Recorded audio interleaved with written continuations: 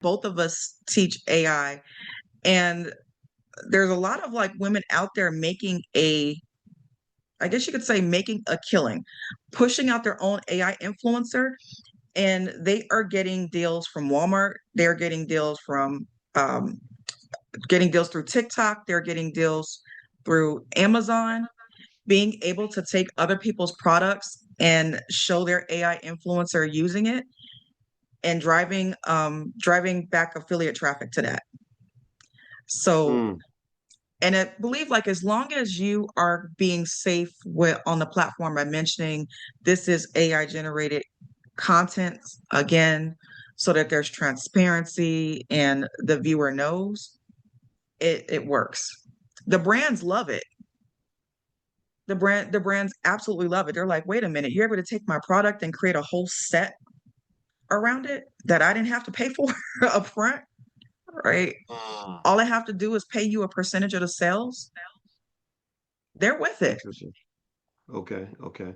Well, it seems to me like it's it doesn't. The reason I strongly believe it won't replace humans is because, um, most of the time, new technology doesn't completely replace the old. It just gives a new alternative or maybe democratizes it. Like airplanes didn't replace trains. They just gave us another way to travel.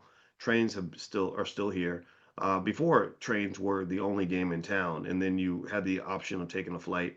TVs didn't replace radio, but I'm sure there were people who thought that they would. They were like, well, why would you just listen to something when you could watch and listen at the same time? Well, because you might be driving, right? But even when television came along, not everybody was driving, right? So maybe they couldn't visualize a world where everybody was driving to work and stuff like that, right? So I think it's really a matter of saying you're gonna get in where you fit in.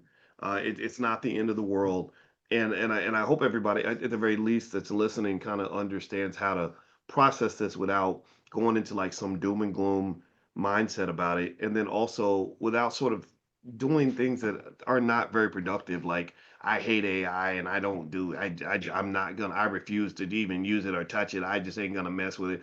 I think that's gonna jeopardize your opportunities going forward. Because one thing I did see, Micah, was they were when I watch a lot of AI analysis of like where things are going and what the experts are saying, and one thing they were talking about was the explosion in productivity that's happening already in the workforce, and how this is why I'm a big owner of Google stock, stuff like that. Is that they're basically finding that companies are using AI to create like these super workers, like this person who had a productivity level here in 2020 has a productivity level that's here now because they've got all these tools, and so the ability to kind of use the tools and get it done is good because I think humans are always going to want humans to some extent. Like I just don't think, um, definitely when it comes to physical interactions with other people you work with, you just don't want to interact with robots all the time.